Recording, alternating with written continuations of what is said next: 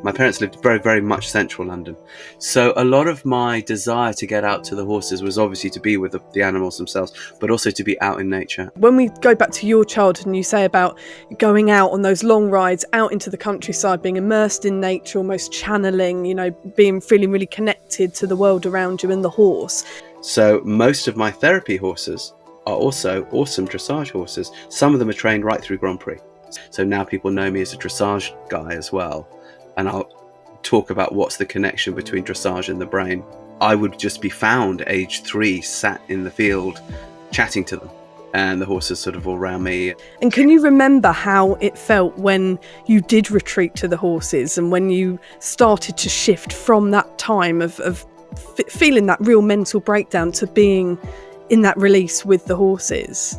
Rupert Isaacson is known across the world for his best-selling book and documentary film, The Horse Boy, and the sequel, The Long Ride Home, where he shares his journey trekking across Mongolia with his family to find healing for his autistic son.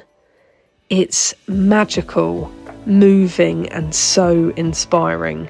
He's also the founder of New Trails Learning Systems, addressing neuropsychiatric conditions through horses, movement, and nature. The methods are now used across the world in therapeutic riding programs and schools for special needs and neurotypical children. What is so special about the unique connection between human and horse? Well, we are so excited to join Rupert and hear about his extraordinary life with horses. Rupert, welcome to Curious Equestrian. Thanks for having me.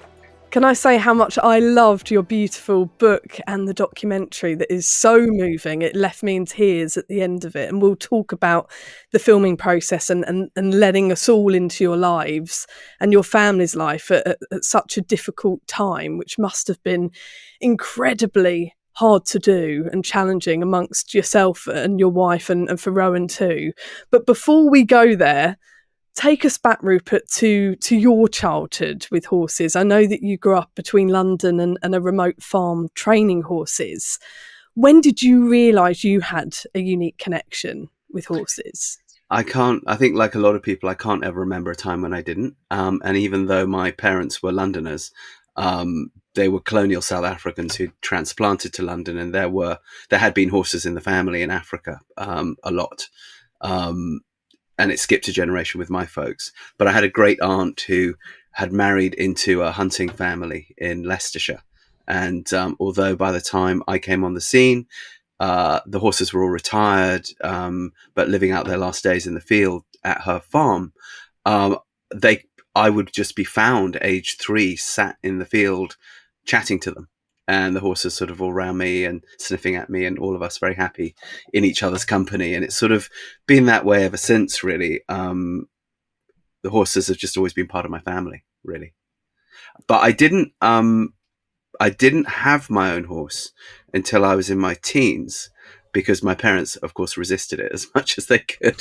And then I had a bit of a nervous breakdown at school. I was under a lot of pressure. At the end of my childhood, and I managed to make a case that maybe horses would be a way out for my mental health, and that indeed turned out to be true. So I was taught to ride, and at a riding school close to where my aunt lived in Leicestershire. And then I actually had a market stall in a flea market in North London for about 2 years, from the age of 12 to 14, where I sold junk. I would go around and empty out the garages of people in the neighbourhood, and then I'd sell all the junk at the flea market. I made enough money to buy a horse. Wow. And I bought an old steeplechaser. And luckily I had a mentor up there in Leicestershire who kind of helped me how to put it all together. And on I went. Yeah. Wow. And how did the horses at that time help you through that nervous breakdown? Well, it came because I was that last generation of boys who, even though I'm so ancient now, but back in the late 70s, early 80s, they would still beat us pretty much every day. And the you were just never safe. So whether it was coming from the masters or whether it was coming boy to boy, because that was very encouraged, you were just always in danger of assault. And so that, plus the sort of psychological pressure of, I was drafted into the Temple choir for a scholarship, to pay the school fees, and that school that I was at provides the boys for the Temple Church and for the Chapel Royal.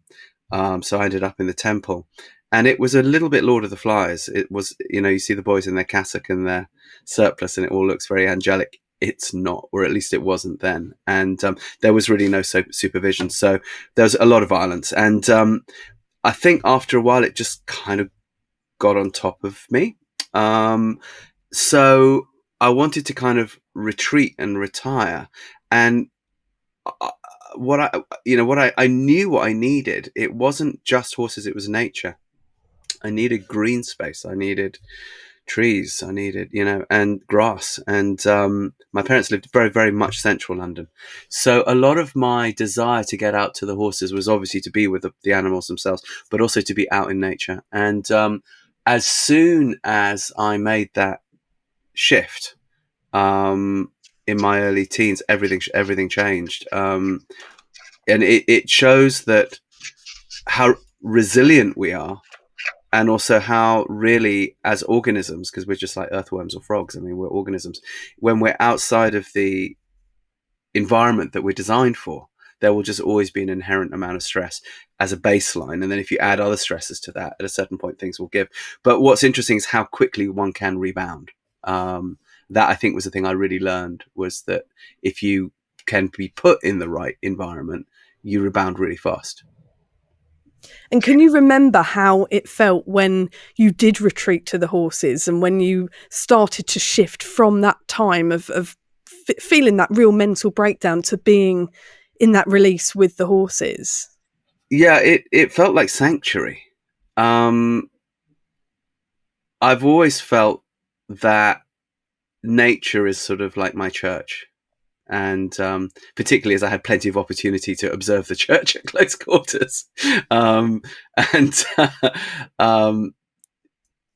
so it was like having your spirit and your nervous system soothed, and to feel the movement of the horse through you, and to feel the kinship and companionship and the soft breath on your hand. And even though, it was Leicestershire in the 70s and early 80s, so, it was a relatively hard school of horsemanship. I spent an awful lot of time just trail riding, just out there riding the lanes of Leicestershire on my horse, who then became a hunter, who then became a team chaser and eventer. That's sort of the way we went. And we hunted a lot. And in those days, the roads were so quiet, you could finish hunting in the dark, 3 hours from home, and ride home on the roads. And that's what I used to do. Wow. You didn't have horse boxes. You wouldn't box to a meet that was, say, under an hour's ride from your house. You just ride there and ride back. So horses were fitter, people were fitter. There was that expectation, but of course the roads were quieter. You couldn't do it now. The roads are so busy. No one even looks out for livestock. You'd be dead in 20 seconds. It's a different world. So for me, those long meditative rides, and then also with hunting, the uncertainty and the danger and the sort of having to really read ground and read your horse, at speed, making snap decisions, which sometimes you get wrong. And, it propels you into a much more natural universe, much more ancestral universe, really, I would say. So I always felt that the horses were almost like a shamanic vehicle, but not like a vehicle like a car that you drive, more that lend you their generosity to take you into those other worlds. And they really will if you let them. And because I was by myself a lot of that time with those long trail rides, because it was a remote farm. There weren't other kids. I hung out with other kids a bit in pony club and that sort of thing, but that was, twice a month, maybe, most of the time you were by yourself. And so there really was time to sort of go into this deep dive, and to feel the changing seasons and feel how the horse responds to the deer moving in the wood, and to really notice like the new green in the spring, and what horses do, which in our culture no other animal does, because we don't have elephants and camels, is the horse carries us. We're very close to other animals, for example, dogs. That's an obvious one. And every animal has its magic with us, and we're supposed to be in relationship with many different species of animal. But the horse, I think, has this unique position because it does carry you into other worlds if you can allow it to. With some element of risk, you have to be willing to kind of put your life on the line. And I think that's almost like a holy bond that you make with the animal.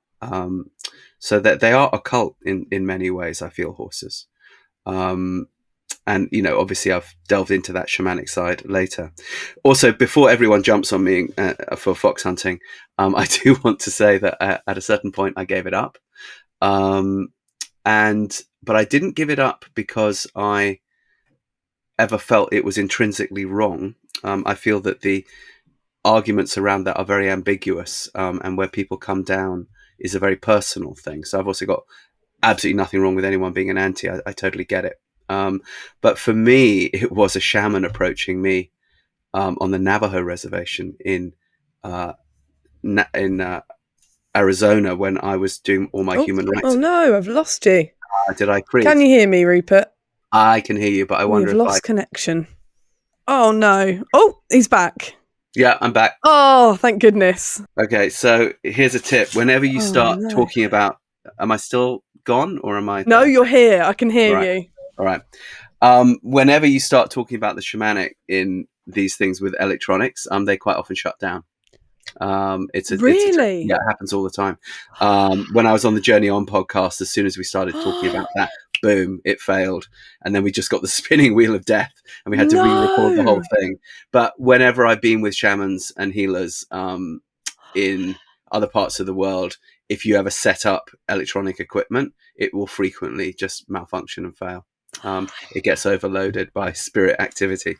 But I was about to ask you, Rupert, if your Wi-Fi connection was strong enough, but I won't ask you that now. Well, no, it is. In fact, we got a new router. We got a new router just yesterday, so I know for sure that it is. But it doesn't surprise me when that happens. So when we, I don't know if you know much about that other side of my life, but I was a human rights activist for a long time in Africa, and I had to bring a group of San Bushmen hunter-gatherers to the USA as part of helping them get legal title to their ancestral land that they've been kicked off of illegally to make way for diamond mines in Botswana. And I had to bring them across America. So we did stuff in Hollywood. Then we were on our way to the UN, the State Department, Capitol Hill, all that official stuff. But in the middle, I wanted to stop on the Hopi reservation and the Navajo reservation so that we could talk with indigenous people who'd gotten their land back, and sort of we're dealing with the next stages of, well, what do you do once you kind of got what you want, and all the sort of other problems, come up. So we were there in a place called Canyon de Chelly, which is it's the second largest canyon after the Grand Canyon. So it's huge. And on the bottom of that canyon floor is a really traditional life. It's a life that was being lived 150 years ago. Not much Western infrastructure at all. Everyone's getting around on horseback, subsistence agriculture, hunting, people living in hogans, which are the Navajo type of teepee. And a medicine man approached us and said, "Oh, I hear you're here trying to get the land back for these people. I'm a medicine man. Would you like to do a sweat lodge for this?" And I said, "Yeah, of course." So we did, and we did these rounds of prayers for the return of the land. And subsequently, the Bushmen were successful and did get their land back, and won the largest land claim in African history, actually. But then at the end of those rounds, the medicine man said, has anyone got anything else that they want to pray for? And I said, yeah, actually, my son was just diagnosed with autism, and it's very severe, and I sort of don't know what to do. I'd like to pray for that. So we did a round of prayers, and as we were cooling down in between, because you do these rounds where you come out, you sweat, and then you come out, and then you go in and you sweat again. It's hotter each time. The medicine man said, "Do you hunt?" And I said, "Well, I do, but maybe not in a way that you're familiar with." He said, "That doesn't matter." So that's not important. I'm just getting it loud and clear from the spirit world that you have to stop, and it's somehow connected to your son's autism, and that's all I can tell you. So I stopped, boom, right there. So I Wow. still actually ride to hounds, but I will only go out with the bloodhounds or the draghounds. So I gave up any kind of live hunting on the spot. And I'll tell you another funny story associated with that. At the time, I was actually a hunting correspondent, for Horse and Hound and Hunting Magazine and other, magazines like that, where I would get sent around to different hunts and hunt with them and write about them. And it's a brilliant gig. It was so much fun. I did it all over the world. I worked in America very closely with the Masters of Foxhounds Association. And I called my friend Dennis, who was the head of that, and said, "Hey, this thing happened to me. I have to give up hunting." And he's like, "Oh, I knew you'd always turn on us. I knew you, such a hippie. I knew you'd become an anti in the end." But I'm like, "Dennis, it's not about that. It's a personal thing." But it seems to, what can I say when something like this comes up?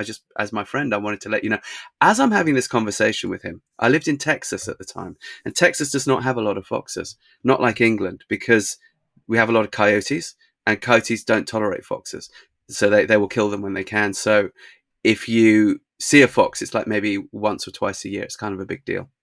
And as I'm sitting on my front porch having this conversation while he's berating me, and my porch light is throwing maybe, I don't know, 20 feet out into the front pasture, this fox comes walking out of the dark, sits about 20 feet away from me in the full light of the porch, and just looks me in the eye and starts going, "Rap, rap, rap, rap, rap, rap, rap," like that's right at me. And I'm on the phone with Dennis. I'm like, "Dennis, I think you should hear this." And I just put the phone so that he can hear it. And he's like, "Okay, well, maybe something's going on, Rupert. Maybe we can stay friends." So yeah. Spirit Wow, world. just in case you hadn't got the message loud and clear. Oh, Rupert, there's so much I want to ask you, but religion and following a religion is one thing, but have you always been a spiritual person and spiritually open-minded? Yeah, of course. I mean, I think everybody is, actually, even if they say they're not. And in fact, the people who pretend not to be, "Oh, I'm just, really practical me," and they're always the biggest romantics. They're just, trying to hide behind a sort of cynical veneer because they're so afraid of getting their hearts broken. And they're often the ones with the highest, most rigid standards, and they sort of almost can't bear, how ambiguous the world actually is. But I think everyone is spiritual, whether they think they are or not, because it's just a part of what it is to be human. But obviously, because I was exposed to a lot of religion, religion itself never appealed to me, because anyone who threatens you with hell if you don't pay your taxes, kind of thing, which is effectively it, no matter how much they talk about love, you're going to smell a rat. Rupert, you mentioned your son Rowan, who has autism, and your book The Horse Boy and your documentary documents that journey. Yeah. Take us back to that time when Rowan came along. You thought he was a little bit different. What did you and your wife notice, for those who haven't read your book? Actually, to begin with, he was perfectly normal. He then regressed. He was getting his words. He was meeting his milestones. And then, boom, at about 18 months, backwards, like alarmingly, acceleratedly. All the words were lost. And then he began to kind of float away. And this, as you can imagine, was immensely distressing. And given that this was 20 years ago, now a lot more is known about autism, and a lot more is, the whole neurodiverse conversation is, in full swing, but it wasn't then. So people were very negative about it, whether it was the behaviors of the kids, because of course they explode, or whether it was what they'll never do or can't do, or etc., etc. Of course, pediatricians not informed, so they didn't really know what to tell you, other than, well, here are some potential therapies that we've got no idea if they work or not, and they all cost, hundreds of dollars an hour. This is America too, remember, so health is at a premium there. No national health service, and so we were really on our own, and I was completely lost. But because I'm a journalist by training, the human rights advocacy came out of journalism. My instinct is always to ask questions. And so I thought, well, okay, I've got no answers here. If I've got no answers, I must de facto have the opposite of answers, which are questions. So what are my questions? So that was an interesting one. So I sat and I thought, well, the question is, who's my mentor? Who's going to help me here? And I need a mentor because I don't know what to do. And I thought, okay, well, what qualities would that mentor need to have? And I thought, well, the mentor's got to be autistic, because anyone who's not autistic will have opinions. And I was getting a lot of opinions at the time, but they won't have any lived experience. Okay. And they need to have started as severe as my son. So non-verbal, incontinent, tantruming, self-harming. And they need to have kind of quote unquote made it. Who's that person? And actually that person was really easy to identify.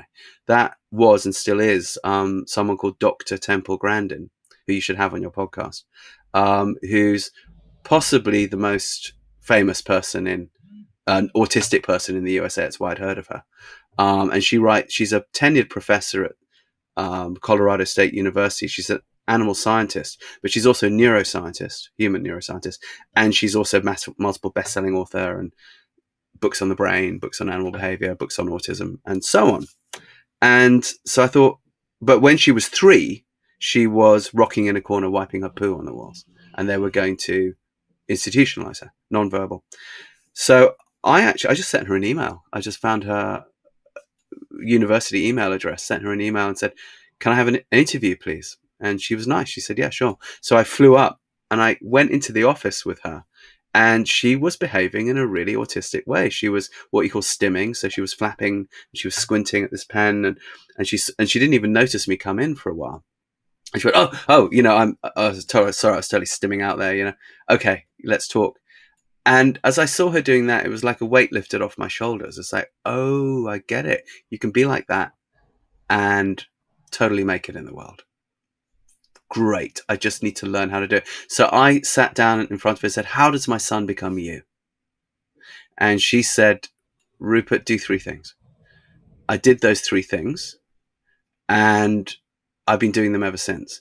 And so the therapeutic equine therapies that I'm known for, which is horseboy method and something called tackine, which is how you prepare a horse for horseboy method as its own therapy aimed at adults.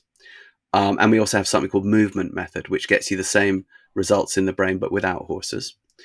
So with those 3 programs all came out of her advice. And I still work relatively closely with Dr. Grandin and other neuroscientists as well, and other autists.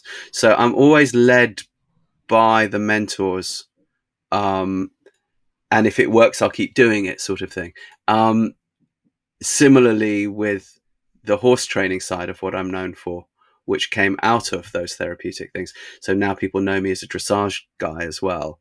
And I'll talk about what's the connection between dressage and the brain in a moment, if you like.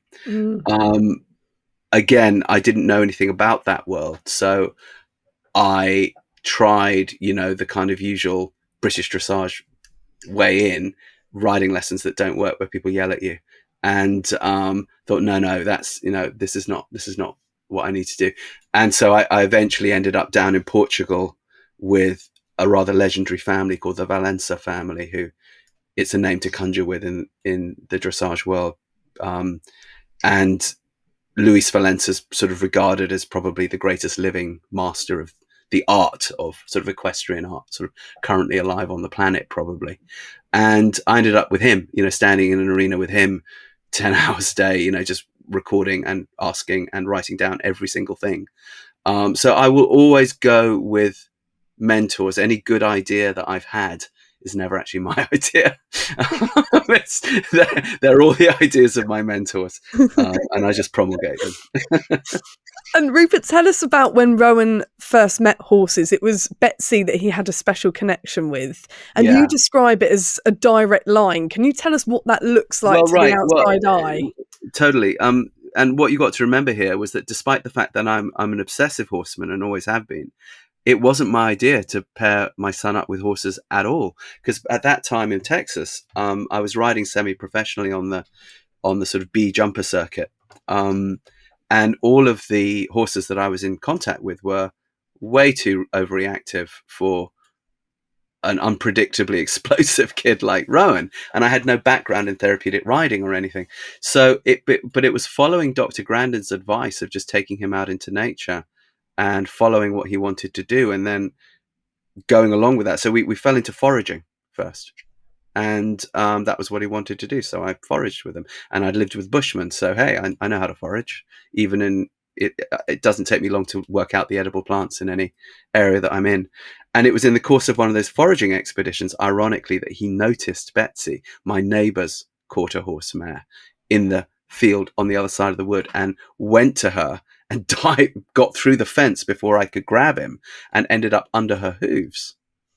And she, instead of spooking, and there were a couple of other horses around as well, she just gently pushed the other horses away with her nose. And she's the boss mare and a bit of a bitch, so she could have, I knew this horse, so she could have done it in a not quite so polite way that would have endangered my son. But she really modified her behavior massively.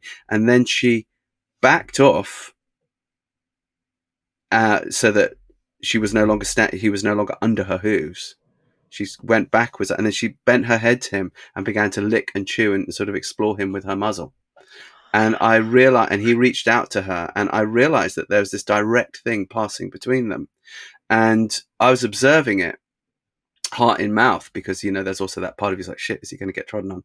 And so you're dealing with all of those complex emotions at the same time. But what I noticed was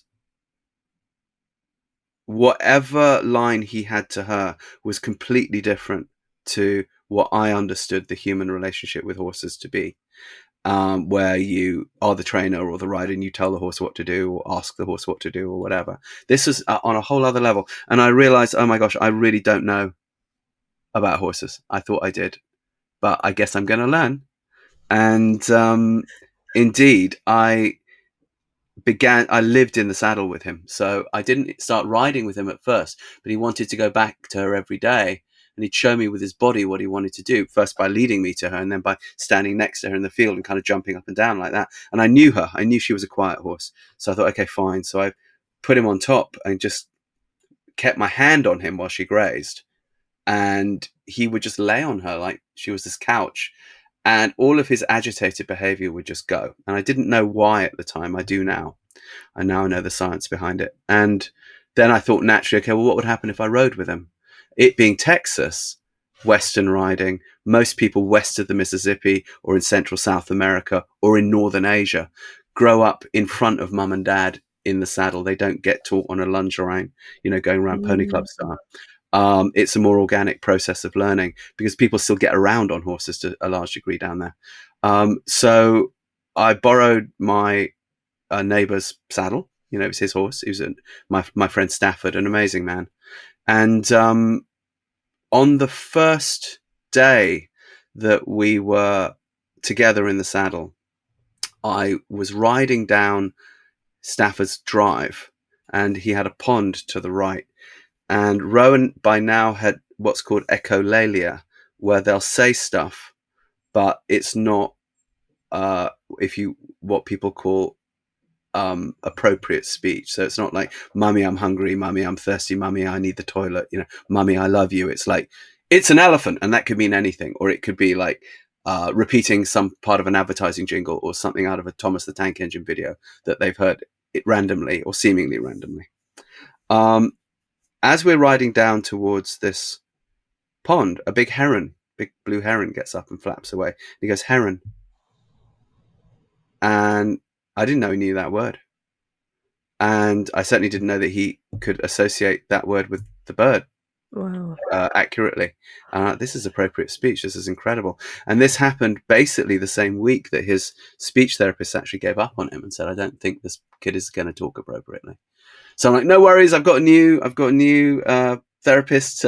She's got 4 legs and a tail. And so from that point on, we really lived in the saddle together. I mean lived in the saddle. I would say we spent between 2 and 4 hours a day up there together, minimum. And his speech came, and then I noticed very, very quickly on the first day, basically, that the rhythm that the horse was in made a difference between how much communication you got and how much communication you didn't get. And the rhythm for optimal communication was if the horse was collected. If the horse was lightly collected and kind of in a bit of a Western jog, or what we call in Western riding a very gentle lope, which is a very gentle but very soft canter, very collected canter at about a walking pace, then I would just get tons and tons and tons of communication. I didn't know why. I now do know the science of why. And there is a big correlation between communication in the brain and this type of collected movement. And that's why not all therapeutic riding is created equal. If you're leading kids around and pulling the horse by the bridle and the horse is on the shoulders, it actually is not going to work as well as if the horse is collected, if you're working at the horse's shoulder, riding with the kid, or working in long reins. And it has all to do with a particular effect on the brain through the spine, which I can go into if you want. So I obviously noticed this and just kept repeating it. So his words came, then I started painting letters on trees and putting them together, and he starts reading, and then getting friends and family to gather together, and one has to go, how many have we got left, and then put them together, divide them by, riding right at them, and they run screaming into 2 groups, and that's 6 divided by 2, we got 3, and he just became literate and numerate in about 18 months. And so then I got curious, was it just him, or was it other kids? So I started running play dates at the farm for other families with kids on the spectrum, and I just did it free of charge. I just wanted to A, see if it worked, B, get a bit of a social life for him because we were quite isolated, and a bit of a social life for myself because I was isolated. And every single kid, it just kind of worked the same, including the kids that were not on the spectrum. They became more expressive. They seemed to learn better. And I began to have to homeschool it around that point because Central Texas, rural Texas, the special ed department of the school, let's just say, was not ideal. So I thought, okay, I'm going to have to give it a go myself. So I started to introduce the same types of movement when he wasn't on the horse. Swings, play equipment, my shoulders, trampolines, in the pool where he's weightless, wheelbarrows, all sorts. And I started getting the same result. And so then I thought, okay, now I need to understand what's going on. So again, the journalist in me. So okay, something's going on in the brain and something's going on in the nervous system. So what? Who knows about brains and nervous systems? Neuroscientists. So I went to a bunch of different neuroscientists in different universities for explanations because I wanted to see if they would basically give me the same answer. And if there was a consensus, and it turned out there was. And one of the funniest responses was from a very nice bloke called Dr. Robert Navio, who was the head of the Mitochondrial Institute at University of California, San Diego, which is part of their Big Brain Institute.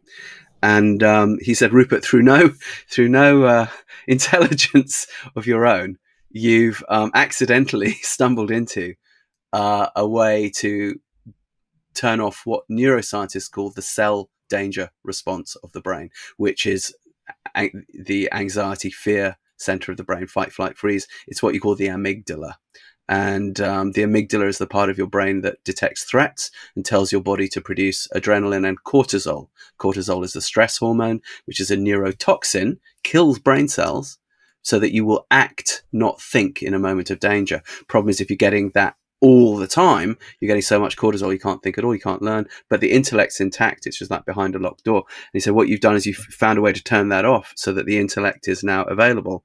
And it's these collected rhythms, because what they're doing is they're rocking the hips in such soft rhythm that they're causing the body to produce the antidote hormone to cortisol, which is oxytocin. And oxytocin isn't just the feel-good hormone that soothes this oversensitive nervous system and tells the amygdala that, look, there isn't an elephant exploding out of the ground right now. You're okay. You don't need this cortisol. It also happens to be the hormone of communication. It makes you communicate. It's tied up with our reproductive system, so that when people make a baby, basically they have a desire to communicate with each other to deal with all the challenges that are inevitably going to come up. And into the bargain, there's a secondary effect, which is that when you move and at the same time problem solve, so think play, think dance, think balancing, obviously riding a horse, you're kind of doing all of those things. And particularly as we were out in nature, we weren't doing this in arenas. Your brain produces, when you do this, a protein. And this protein has a 4-letter acronym, BDNF. And if you're listening, you need to know about BDNF. So listeners, grab a little pen, because this is a good user manual for your brain. BDNF stands for brain. D stands for derived, made by the brain. N is a long word. Neuro is the first part, which means brain cells. Neurotrophic, like a trophy. Old Greek for to grow. Growing of brain cells. Factor, F, factor, effect. The brain producing more of itself. Your brain is like miracle grow for the brain. It just kind of goes whang when you, for optimal cognitive and intellectual capacity, when you move and at the same time problem solve. This does not have to involve a horse, but it's a very interesting side effect of riding. But you could get it through any sport, any play, any dance, particularly if done in nature over unpredictable ground, where your brain has to constantly solve the problem of balance. This comes from our hunting and gathering roots, where you've got to be on high alert when you hunt and gather, because things are hunting you back. Other things are out there hunting you while you hunt. If you're not optimally operating cognitively when you pick wild plants, you could pick the wrong one that looks a bit similar and kill your whole family in one. So we've evolved this BDNF thing, and all mammals have it. Horses too, by the way. So between the oxytocin and the BDNF, we had kind of lucked into something, and then we realized, oh gosh, well, I guess in that case we can replicate it. And that's when we started showing people how to do it. And so horseboy method, movement method, and this thing called takin were born. Takin is how you prepare the horse to be collected like this by working with him on the ground. It's lunging, in-hand work, and long reining. But we found that this was also really therapeutic to do.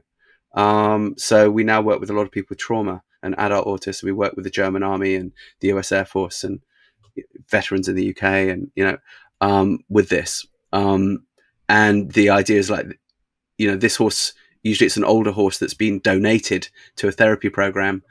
There's a reason why people donate horses. They've usually messed them up.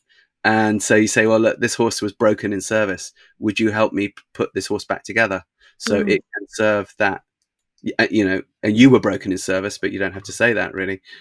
Would you help me put this horse back together so it can serve that autistic child over there? And that in itself is very therapeutic and empowering. Takin is, as you know, I was in Mongolia. It's the Mongolian word for the wild horse. It means honored one or revered one. And I like that, because it's sort of, I do feel that horses are there to be honored and revered.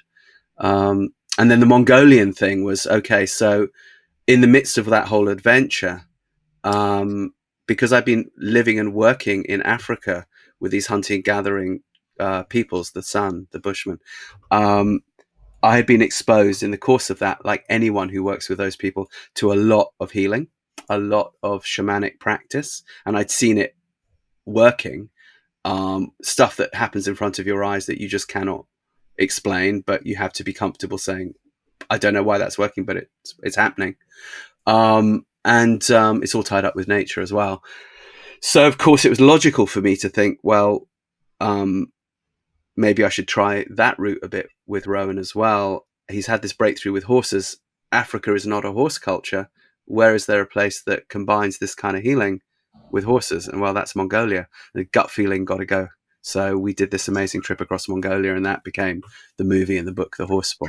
Yeah. And I urge those listening and watching on YouTube to, if they haven't already, watch your documentary, read your book. It's utterly mind-blowing and so moving.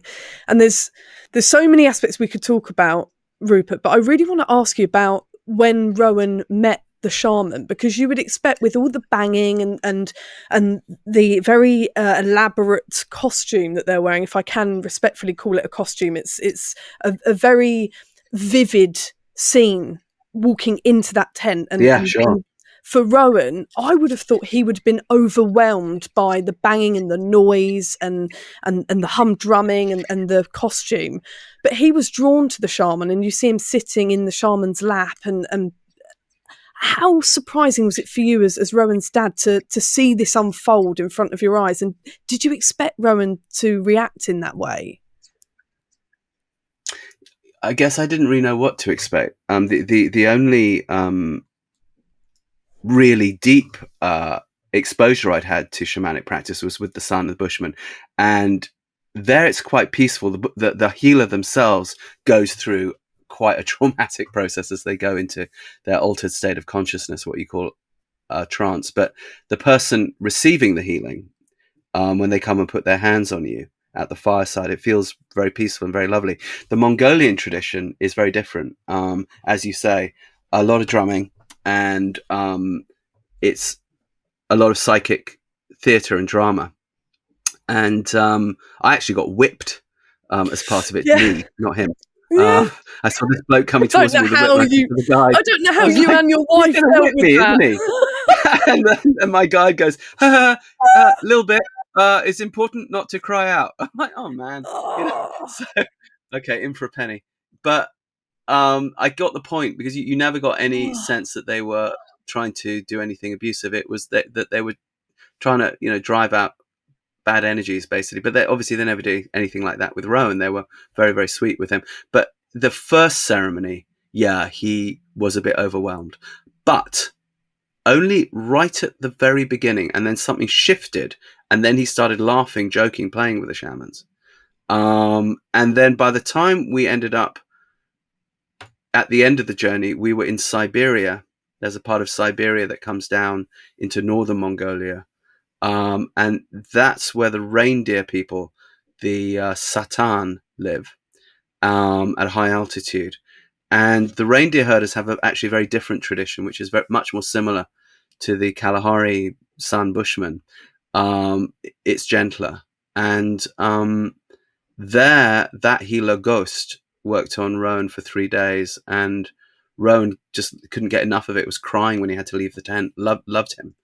And it was after that about 27 hours after that last healing there, we rode back down the mountain, and this is remote Siberia. And Rowan was in a river at the end of the day, and he did his first intentional poo and cleaned himself. And it was like watching England win the World Cup. It was, which will never happen, as we know, but it was like that. And the chances of having the camera on him at that moment were like 250,000 to 1, but we happened to have it out at that moment. And so we caught it. But what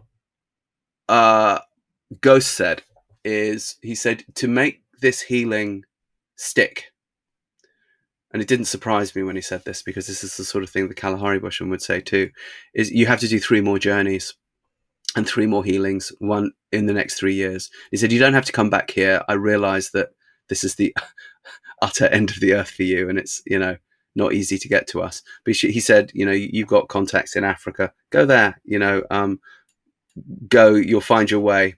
So there's a follow-up book to The Horse Boy, and that book is called The Long Ride Home, and that tells everything that happened after Mongolia, where we were in the Kalahari with the Bushmen, with Rowan for healing.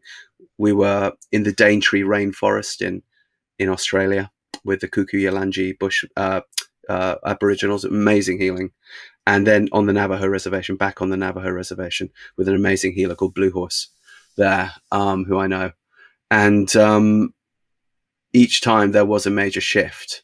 Now, people have to be careful with this. In the early days when we first published the book, The Horse Boy, and the documentary came out. And by the way, the reason for making the doc was I kind of had this feeling that there might be really a major change. And I didn't want to write a book that said, I went to this place that you'll never go to, and I met these people that you'll never meet, and this thing happened, and you sort of have to take my word for it. As a journalist, there's a part of me that wasn't comfortable with that. And also as an autism parent, if something happened, I wanted people to kind of know about it. But if nothing happened, which was also a possibility, well then, I just kind of wanted to show that at least autism didn't prevent us from having the adventure of a lifetime as a family. In fact, it became the adventure. That's my point. So people say, "Oh, are you saying that shamanism cures autism, or you have to go to see shamans, or you're saying horses cure autism?" And I was like, "No, of course I'm not saying that. Of course I'm not saying." But no matter how many times you say to a journalist, "No, that's not what I'm saying." Of course, in the headline, Rupert goes looking for a cure for autism. I mean, they'll say whatever they want to say. But no, the whole point is that you take the adventure that's in front of you, but when you find that God has put his boot or her boot to your ass and kicked you firmly outside the box, you're going to look for outside the box stuff, because you are no longer in the box, and you can whine and complain about it and get back in the box, and want to get back in that nice velvet lined box, but you're out for life. You'll never be back in that box again. But the good news is it's more interesting outside the box. There's more to explore. And so that was where my explorations took me, because of the particular background that I'd had. Someone else, it might take them in another direction. The most important bit of advice, the 3 pieces of advice, if anyone remembers that I said that from Dr. Grandin, were: 1, follow the child. 2, as much as possible, do your stuff outside in nature, because there's no bad sensory triggers in nature, and these kids have overstimulated nervous systems, oversensitive nervous systems, and let them move, because they're primarily kinetic learners. So, and that follow the child thing, she actually broke down into 3 things. Follow the child physically, actually follow them around, because you've got to observe what they get into and follow that. So then you've got to follow them emotionally, meaning notice when they're having meltdowns, what's in the environment, and try and eliminate those things from the environment. And they're almost always man-made things, machine, industrial things. And finally, follow them intellectually, meaning look out for their obsessions and go with those, even if they're the obsessions you don't particularly like, because that's where the kid's brain is. That's where their intellect is. So, he took me outside to forage to Betsy. He had this really good reaction to some other healers which we'd met while I was bringing the Bushmen across America. So he showed me very clear, he had this thing with animals, he had this thing with nature. So I was just following him the whole way. If it had been about balloons and bicycles with him, I'd have done that, and the book would have been called The Balloon Boy, and I'd be on a different podcast right now, and I'd be riding as my hobby, but I'd have followed a different path. So when people say, "Oh, you're saying that shamanism and horses cure autism," the answer is no, of course not. But healing takes many forms. And are horses healing? Sure. Is there a difference between healing and cure? Absolutely. Cure implies taking something out. It's not there anymore. Rowan is still autistic. He'll always be autistic to the day he dies. It's, he's brilliant. Like Temple Grandin is totally autistic. He's now 23, Rowan, and he's proving successful in life. He travels back and forth across the Atlantic by himself, or he backpacks in Europe a bit. He just actually sold his house in Texas and did a couple of years of uni, and now he's deciding what to do next. And he helps me do movement method and horseboy trainings, explaining to parents how it is from the inside. And he's working in a local state park, and he's also got a volunteer job at a food bank, helping make dinner for low-income kids after school. He's a great bloke. Oh, wow. But he's totally autistic, and totally functional at the same time. It's a parallel path. So you're not looking to stop the autism at all, because the autism is brilliant. It's amazing. It's fantastic. There's so many qualities and gifts in it. What you're trying to do is alleviate suffering. The suffering that could be neurological, or the suffering that comes from feeling lost in the world, or both. And I remember that from my own childhood. That's where we began. So I was compassionate towards that and empathetic towards that. So can that take the form of horses? Well, yeah, because we saw this kind of movement with oxytocin and BDNF. But could you get it through another way? Yeah, that's why we have movement method. But the important thing really is follow your child, follow your child, follow your child.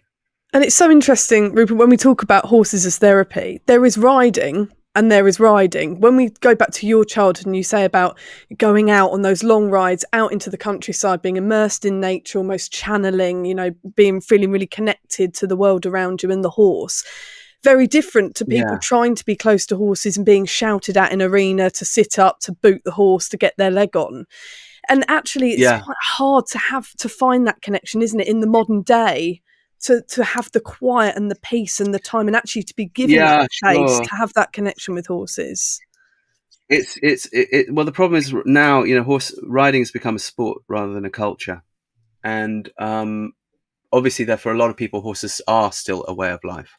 But increasingly, it's becoming a sport. And sports are, if it becomes about competition, there's nothing wrong with competitive riding. I've done a lot of competitive riding in my life. But at a certain point, you have to allow for the fact that it is about the human ego. And that's actually all right. The human ego is a natural thing. We are born with it. It's part of nature. It's just you don't want it running the whole show.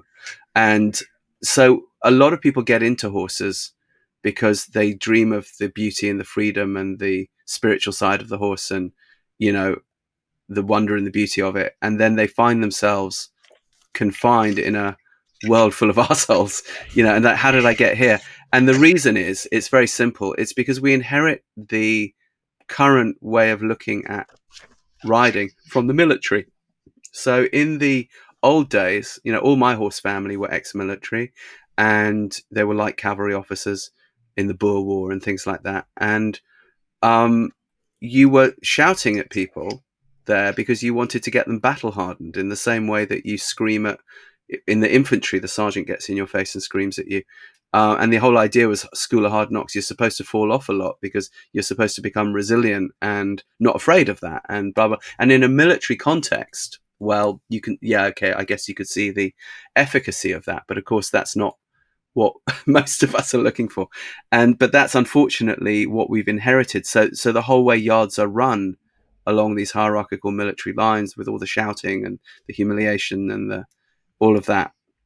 But of course, it doesn't have that way. However, of course, since then, there's been a big reaction against that, and now the sort of natural horsemanship movement. But unfortunately, people frequently take the same kind of puritanism and extremism into that they took from the sport horse thing, and then it becomes all about, well, how spiritual are you, and are you spiritual enough? And then that becomes its own set of stresses. And it's just like, dude, can we not just ride? Can we not just hang out with our horses and enjoy them? Because the horse didn't come out of its mother's womb going, oh, I want to do natural horsemanship, or I want to pull a milk cart, or I want to be a Grand Prix Olympic horse. They don't care. They're very, very happy to do all of that, by the way, provided, because they're athletes, and we got to also remember we've been selectively breeding horses to be super athletes for about 4,000 years. It starts with a culture in Western Russia and Eastern Ukraine called the Sintashta culture, who were the first ones, it seems, to start breeding a horse for a higher wither, that you could, where the saddle wouldn't slip round. Like if you look at most wild asses and wild equines, including the Przewalski's horse, it would be very difficult to put a saddle on it. So they're not easy to ride for stability. So there's a bit of a limit to what you can do with them. And they began to selectively breed this different kind of more trainable horse with a morphology, a conformation that was more suited for riding and for chariot work, and pretty much every domestic horse that still exists on the planet today basically goes back to the Syntashta bloodlines. So horses are super athletes, and they want to do stuff like us, and they want a variety of things. And the ones that like to jump, and the ones that like to do dressage like to do dressage, and the ones that like to pull carts like to pull carts. But what they want is to be treated nicely, and they want to live with their mates because they're social animals, and they obviously want as naturalistic a life as they can possibly have, and they don't want to be put under crazy pressure, you know. But one can do all those cool things, including the sports, without putting the horses under that pressure, unless, as a human, someone is putting that pressure on you. And that's where it all goes wrong.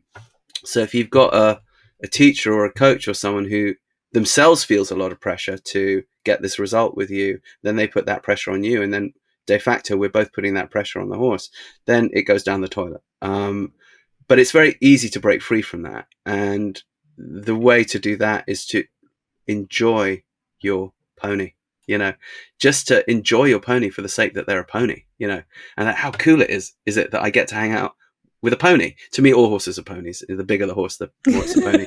I sometimes upset my German dressage clients like that. They come on these 1.80 m, you know, warm bloods, and I'm like, oh, that's a nice pony, you know. And it's just a pony. I'm like, yeah, but you know what I mean. It's in its heart, it's a pony, you know. Like every big dog is a Chihuahua, you know.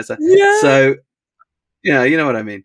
And just, we don't have to take it so seriously. You know, horses don't take themselves particularly seriously, and they certainly don't take us seriously. So it doesn't mean we can't nerd out and go down the rabbit hole of equestrian art and, you know, try to be as good as we can be and up our skill sets and all of that stuff. Sure, yeah, absolutely.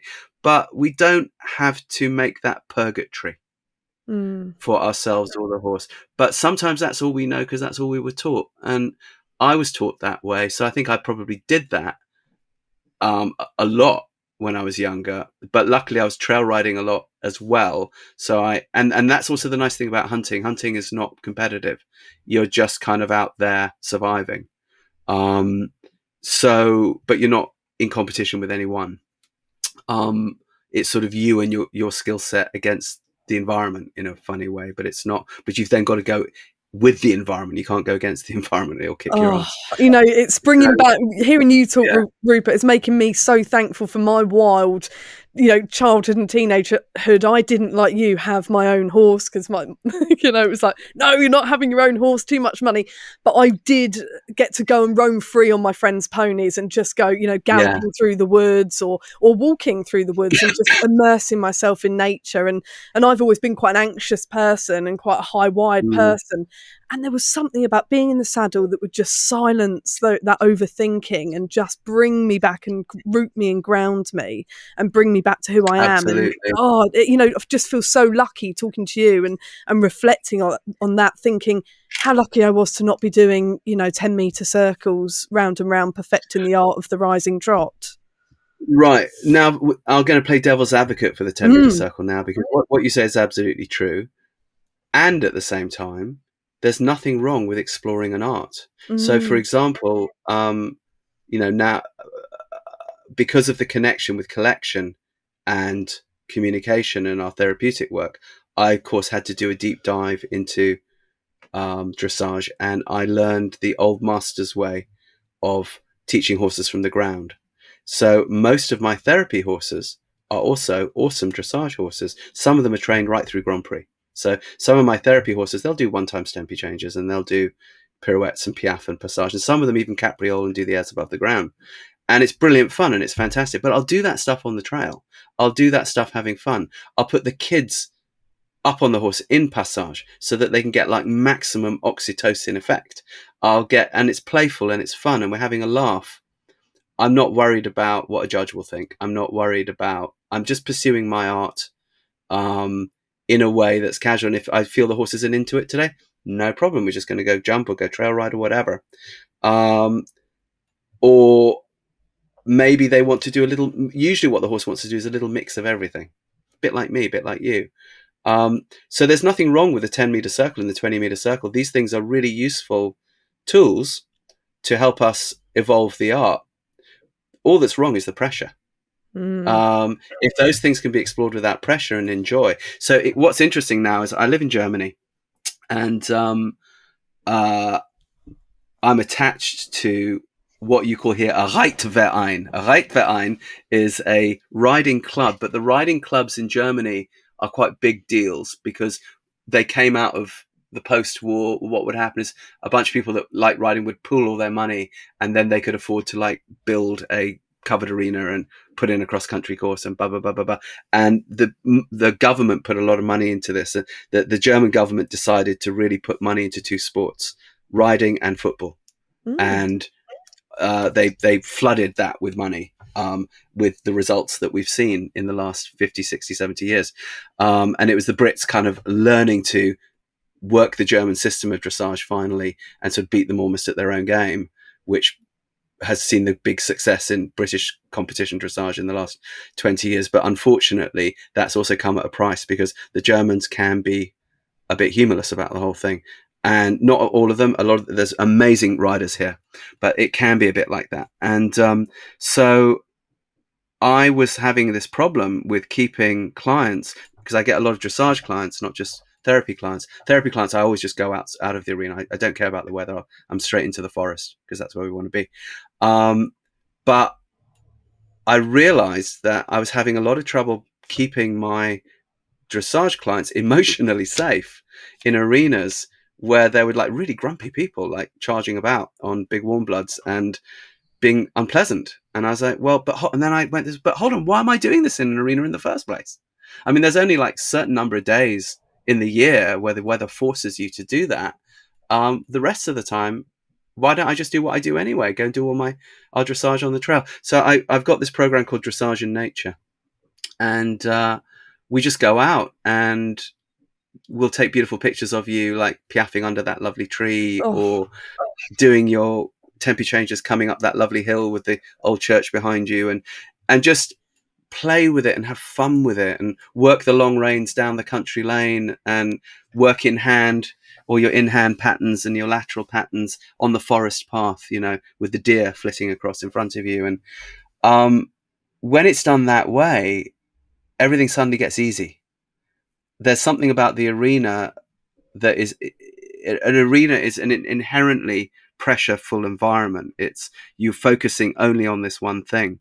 The advantage of an arena is that you can predict the footing. And when you're training a horse to do something new, horses don't like unpredictable footing because in their prey animal brain, if they slip and fall over, they're vulnerable. So they want predictable footing, fair enough. But we can find that outside too. So there are certain times of year, okay, fine, I'll go in the arena. But maybe, I don't know, 20 days a year maximum. The rest of the time, man, I'm out there, And one of my great joys is to give that dressage to people as a therapy, to say you can heal yourself from that trauma of those awful old riding lessons being screamed at. But at the same time, you can heal yourself of the trauma of rejecting it completely and say, well, I'm not going to do that stupid dressage then, holding up a crucifix when someone, mentions the D word or whatever. I understand how people get to that point, but it doesn't need to be like that. It can just be a more lighthearted, fun, joyful thing, And talking of your beautiful therapy horses, and I've watched videos on your website, they are quality animals, which is so refreshing as well, because I think we often see, children on ponies that have been there, done it, as they say, sort of old schoolmasters, and they sort of plod along. And I was really struck by how the children were getting on board these beautiful piaffing quality animals that I've not seen used for therapy before. What is a day in the life of one of your horses like, Rupert?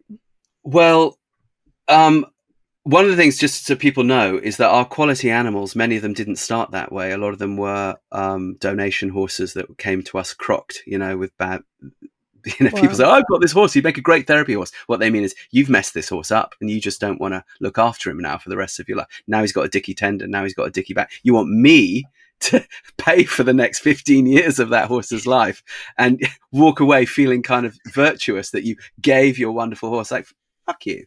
So what I'll do is when people want to give me a therapy horse, I'll say, that's grand. Are you going to help pay for his keep? Because you'd have to retire him anyway. And people often haven't considered that. I said, but here's the deal. I will look after this horse the rest of his life, and I'll reverse age him. I'll yoga him into the horses that you see on our website. That's part of what we do. But yeah, a lot of those horses that you saw actually came with mega soundness issues, and that's one of the lovely things about dressage. If you do it the old way, which is 2/3 of the work is not on the horse's back, they're not bearing weight.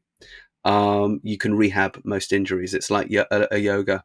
But imagine if you did yoga competitively, suddenly everyone would be like in hospital because of yoga. You know what I mean? So the way dressage in sport dressage is done, with this kind of forcing a maximum movement out of the horse every step, including in the training, simply wears out the cartilages, and horses break in the same way that humans would break. But it was never designed to be done like that.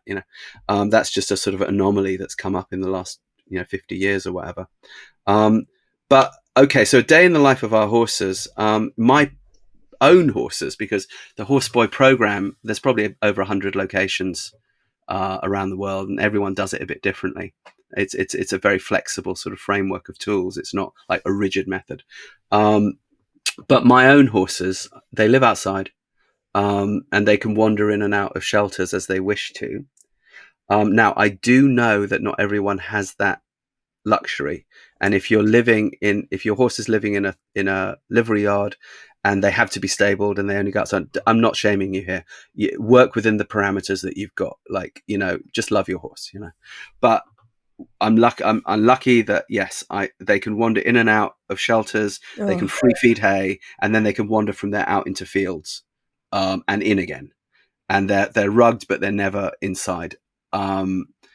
I've kept horses all kinds of ways, including I've kept horses where they've had to be stabled a lot. And then what I would do is give them a lot of what I call crazy time, a lot of loose schooling in the arena, in small social groups, over fences and with obstacles, where they can kind of just go a bit nuts and just get all that. So there's always a way, but so that's how they live. And then, we probably we rotate them, so they're not always doing therapy work. Horses like us like variety, and they can get burned out. So if a horse has done, say, three sessions of therapy in a row, that's enough. Then they're going to rotate out. I've got 7 horses in my home herd, and I'll bring another 2 in. And the ones that rotate out, they're not rotating out to just go do nothing. They'll be jumping, doing dressage, whatever, trail riding, whatever. But the variety of work is enormous. So they might be doing some dressage in the day. They'll certainly be trail ridden. They always will be trail ridden. Sometimes I'll ride one, lead one, or ride one, lead 2, just to get them moved. A lot of lunging for the back muscles, a lot of in-hand work for the brain, and for building the 2 muscles that you can't get on the lunge, which is the base of the neck and the loin. Those you get best by doing certain lateral patterns. It's just part of the old master system, in hand, not on the horse. Long reining, do a lot of long reining with our horses. Again, builds a lot of muscle. And I got a couple of horses that say have dicky tendons. Lunging's not a good idea for them, but long reining is great.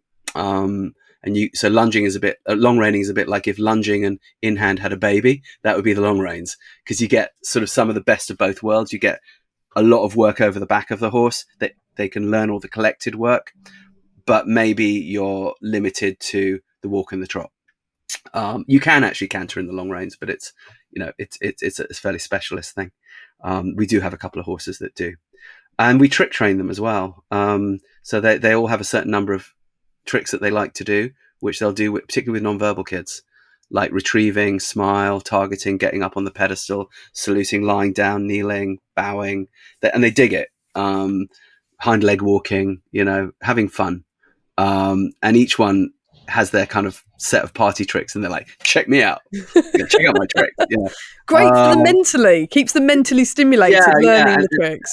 Well, and also what happens, particularly with non-verbal kids, it can be a real breakthrough to make a small gesture with your finger or with a stick and have the horse do something like spectacular.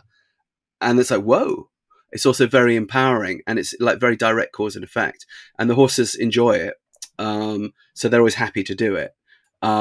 So you get this very positive dynamic where the kids will really make friends. And then we do this thing called crazy time a lot too, where, so loose schooling in an arena, which got a fence around it or a wall around it, and you let them go a bit nuts. I'll do it in groups of 2, sometimes 3, occasionally 4 if there's a big enough space. And it's basically free jumping, but I'm not really concerned with whether the horses jump or not. It's like I build an obstacle course, like a playground, really, and I invite them to have fun. My horses happen to like jumping, except for the ones with bad tendons, who I don't do that with. So I put them in there, and they'll like look for the jump, and they'll just start jumping whatever's in sight with no rider on their back. They just go for it. But then what you do is you change the obstacles about every 2 minutes, so it's constantly a puzzle. Like, ooh, like you change the angle, you change the distance, you change how it looks somehow. And then I get the kids to help me do that. And so that's team building. And then you teach them a lot of horsemanship this way. And then also maths. So, for example, we'll work out the distances, we'll work out the heights, we'll work out the widths, we'll ourselves walk the number of meters of the long side, and then we'll time us running it, and then the horses running it, and then we'll work out distance over time gets you speed. You can do that little calculation right there on your cell phone. So we'll teach a lot of academics as we go. So the horse is always getting served. The human is always getting served. I do all my lunging work with the kids as well, and the clients, teach them how to do it. And also the in-hand work. And then I put them on while I'm working the horses in hand. And again, they end up in the piaffe and that sort of thing, and show them what to do. Like, okay, this is why I'm doing this. It helps the horse here like this. It helps the horse like that. Now you can help me. You know, when I do this with my stick, you do this with your inside leg. All right, are you ready? And now, and now, and now. And the horse is going around you in shoulders in, or going around you in travers or whatever. And the kids actually kind of learn to ride in a very organic way. And the ones that don't learn to ride because they don't really want to learn to ride, at least understand how the whole framework fits together with horses. And some kids, we don't ride at all.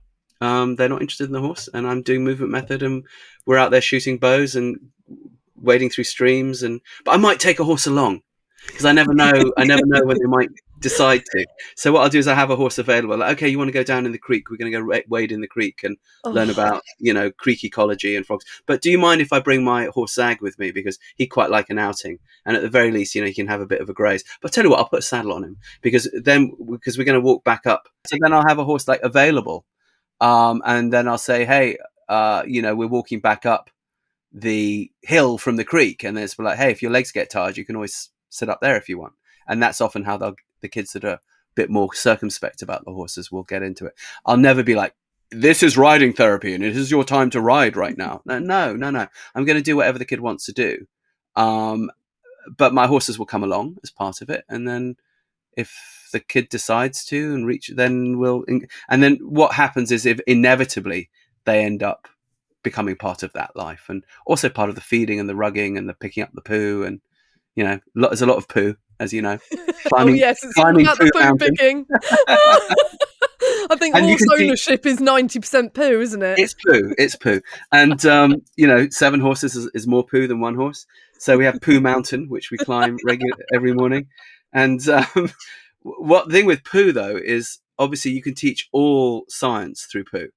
The gut is all science. So it goes in, it goes down, it's got to go back up and around. That's hydraulics, it's physics.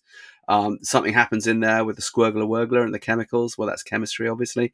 And then something goes out, ho-ho, and something stays in, that's biology. If a horse is, farting and pooing, which of course they do all the time, then that would be a sort of example of a way we'd be teaching science, to the kid on or around the horse. And you also bring the whole family into this, don't you, Rupert? As much as we can, yeah. What transformations have you seen? What have parents said to you during this process? Well, when you're dealing with anything therapeutic, this is sort of a different thing now to the horse side. A condition that anyone in a family has affects the whole family. So to just offer therapy for that one individual is never going to be as effective as if you can work with everybody, or as many family members as possible, for a couple of reasons. One is that a kid that comes, say, to our program, they don't know me, they don't trust me, they don't know me, they don't, but they know you, your mum, right? But you don't know from horses. Doesn't matter. I can put you and your kid up together on my horse in a big Western saddle, and I can create this oxytocin effect underneath you guys, and then you can feed information into your kid, sharing this oxytocin effect body to body, heart to heart with your child. And then when you go home, you know how to move on, say, a rocking chair or a swing with your kid to do the same thing and get this. So then you can keep going with what we did in our session. You don't need a horse, you don't need me. You just need to know that this type of rocking and interacting in this way will get you this effect in the brain and the body. And plus, it's a really nice way to interact with your kid. Similarly with siblings. So if a kid comes to me, that kid is a mystery to me. And autism, the reason you use that word, AUT, it comes from the Greek word auto, which means the self. So automobile, for a car, it moves by itself, for example. Automatic goes by itself. Autoism, locked in the self. The difficulty is the relationship with the exterior world. If I get brother and sister to come along, they know that kid really well. So they'll tell me in like 2 minutes stuff that would take me 2 years to figure out. They'll say, oh, when he makes that funny noise, it means this, or he hates that, or he loves this. Don't ever do that. Make sure you do this, make it all about this particular one character in Thomas the Tank Engine, whatever. And we'll do that. And I'll create, whole treasure hunts through the woods based on that one character of Thomas the Tank Engine. And then the kid thinks, oh, this guy's speaking my language. Maybe it's worth my while to try to communicate with him. So the siblings are often a really good secret weapon for me, but I need to make it attractive for them to be there. So because they're often a bit burned out because they've got a bit of a difficult to deal with sibling. And all the time and money and attention and emotional energy in the family is going towards the special needs kid. So let's say the sister comes out and she loves horses. Easy. Riding lesson. There you go. Right there. No charge. You're grand. On an amazing horse. Maybe the brother comes, though, and he doesn't care from horses, but he really loves football. So no problem. I've got 2 or 3 friends who are like semi-pro soccer coaches. I'll make sure they're on that play date. And we never call the sessions therapy. Ever. Don't use the word. It's always a play date. What kid wants therapy? Would you have wanted therapy when you were a kid? No, you want to play, right? So it's a play date. The therapy should be invisible to the kid. You don't want to be telling a kid, you need therapy. That's a terrible message to give to the kid. It makes them think there's something wrong with them. There's nothing wrong with them. So then what happens is that brother and that sister's like, damn, I get to play this really cool football, or I get to ride this really cool horse because of my brother's autism, not in spite of it. And it changes the dynamic within the family. And then the parents, if they come, they're suddenly in this weird position where all their kids' needs are being met at the same time. And they can actually kind of relax a little bit. And then maybe talk to parents who are also there and exchange notes and begin to end that isolation and get information, because special needs parents, you always get your best information from other parents. It's not Rupert Isaacson coming along and telling you about horseboy method or movement method or technique. You want to get this information from other parents. Did it work for you? What worked? What didn't work? What was good? What was not so good? Blah, blah, blah. And you'll end up trying a lot of things. But you need to connect with other parents to get that information. And also just to be in an environment with your kid where they, take a shit in the middle of the arena, something like that, which totally happens. You're like, no one is upset. No one is worried. Everyone's just going to laugh. And everyone knows what to do and just takes it in stride. And, it's not like being in the supermarket where your kid kicks off and you're getting, the bad eye from the other people. So the family is really important because you can do a lot of healing within a family that way. And it's just a lot more interesting. The key is, if you're going to do any kind of equine-assisted stuff, don't just have the horse as your only gig, because not everyone's into horses. or maybe the kid really dug riding on Tuesday, but on Thursday, for whatever reason, he's not into it. What else have you got up your sleeve? That's where the movement method thing comes in. We horse people, we're so horse centered and we're so horse focused and obsessed. And I'm guilty as charged. I'm holding my hand up there.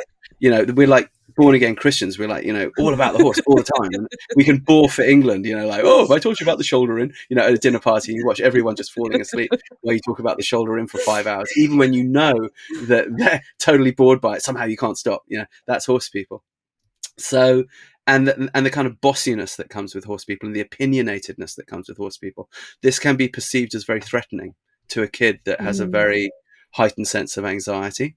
So you've got to kind of at one be really sufficiently obsessed with the horse and the horse preparation and training and maintenance that you give a lot of attention to that, because we also need to give this oxytocin collected thing, effect for communication. And at the same time, you've got to be ready to abandon the horse in 5 seconds if that's not where the kid's at, and put them under no pressure at all to get on a horse, which means that you've also then got to explain to parents, look, when your kid comes out, they may or may not ride, because we're following, this is back to Temple Grandin, we're going to follow the child.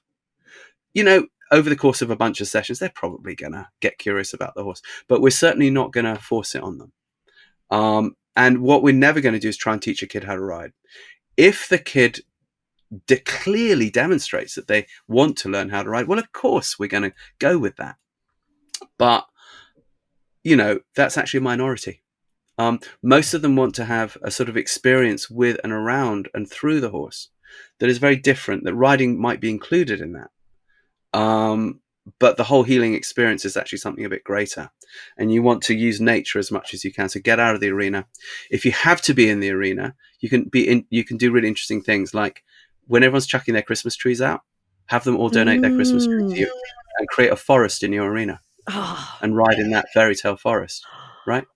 And then create a beach in the summer out of your arena and make a fire in there and put down beach towels and then make a clubhouse or a festival chill out room in your arena, put down blankets and couches and big cushions and ride around that. You know what I mean? So you can really humanize and naturalize the arena.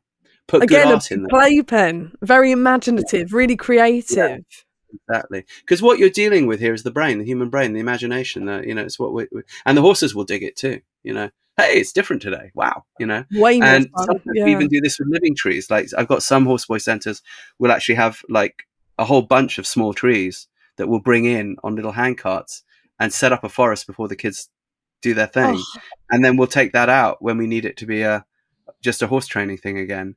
In the same way that you'd build up jumps and take jumps away. You know what I mean? Well, exactly. I was going to say inspiration for us all. Whoever wants to mix up their arena, whether you're a child, teenager, adult, whether you're looking for, a different form of stimulation to make it a bit more exciting. We can all play around with our arenas, can't we? And you'll be amazed. You'll be amazed if you do. If you turn your arena into a play space, turn it into an art gallery. That's another one I tell people to do. Like, showcase local artists in the same way that people would in coffee shops. Like, encourage local artists to put their stuff up on your arena wall, and people will come in and check it out and see the website, and then every 6 weeks or so change to another artist. There's so many things you can do. So when we're training horseboy centers, we're often training them to think like this, not just to deliver some sort of therapy, because the best therapy comes invisibly through all these approaches. And then understanding the neuroscience, understanding how some types of movement affect the brain and the nervous system, understanding that we can't take this kind of bossy, threatening persona, understanding that, we need horses that are really well trained, but that's easy because we're horse nerds. We dig doing that. So for us, that's fun. It's just a good excuse to do it, and then to get out into nature, let nature do its thing. That's what every organism's nervous system actually needs. They don't want to sit at desks, and they don't want really to be in arenas. They want to be out there in the fields and the forests and splashing in the creek. And Rupert, before you go, taking it back to follow the child, do you think in that moment that Rowan ran up to Betsy, was it fueled by interest, or do you think he knew that he needed her? Oh, well, I mean, obviously something was going on between them. So I should imagine the answer is both. And that is what life is. Life is always 50% rational and 50% irrational. That's the reality. So no matter how people say, oh, I'm just I'm a scientific thinker. But actually, no, if you're a real scientific thinker, you allow for the irrational as well. But what you do is you explore it. If you dismiss the irrational, you're not a scientist. You're a Puritan. And you're just afraid of what you don't understand. At the same time, you should explore all the science and you should let the science inform you. It's both at the same time. So yeah, I should imagine that he was at once very curious. And second, why that horse? Why not the other horses? And then why did she have that particular reaction? And why did that particular thing pass between them? If it had just been general horses, she was not actually the first horse that he encountered in that field. He had to go through a couple of horses to get to that horse. So yeah. It's a beautiful world to explore. If people want to learn how to do this, we teach people how to do horseboy method online as well as in live courses. And the Takin program of all the in-hand work and long reining and lunging as its own therapy, that we currently do as live courses, but we do them all the time. And then we have something called Helios Harmony, which is the old master's dressage system, which we also teach to people as its own thing. And again, live courses and online. So if people want to learn this stuff, it's actually totally learnable. And if you go to our websites, it's New Trails Learning Systems, which is ntls.co, not .com, .co. Someone had taken the .com. So ntls.co will give you those 3 therapeutic programs. Heliosharmony.com. And Helios is spelt like the god of the sun. That's the idea, is we're shining light on, explaining, if you like, stuff that people find confusing usually, which is the dressage. HELIOS harmony.com. It's also part of a bigger website called longridehome.com. It's on there. You'll find that program, and then the books are The Horseboy and The Long Ride Home. But if people are interested, I do encourage you to learn, because I'm an autism dad and I want more people to, like my son, to get served. But also, if you're just really interested in exploring the art of this old master's system, there is so much joy in there. And if you're looking kind of for your own healing, you'll find it there, in connecting with the horse through this system of groundwork, done in nature. Rupert, so thank you so if anyone much. wants to learn, and we got trainers dotted around the world who can also train you if you fancy Before it. we say goodbye, is Rowan still obsessed and connected deeply to horses? Well, the thing is, he was never obsessed with horses. This is the thing. He loves them. He digs them, but his relationship with them is not yours or mine. It's different. They're like family members to him. In the same way that he's got a very good relationship with our dogs, and they're just, and he definitely has particular horses that, are his dudes.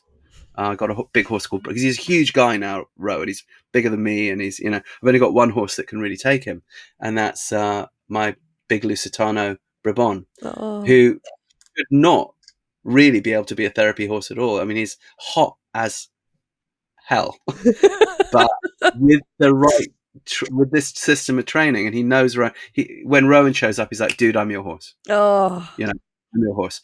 And they are like this with him. When I get on Brabant, he's like, fair game.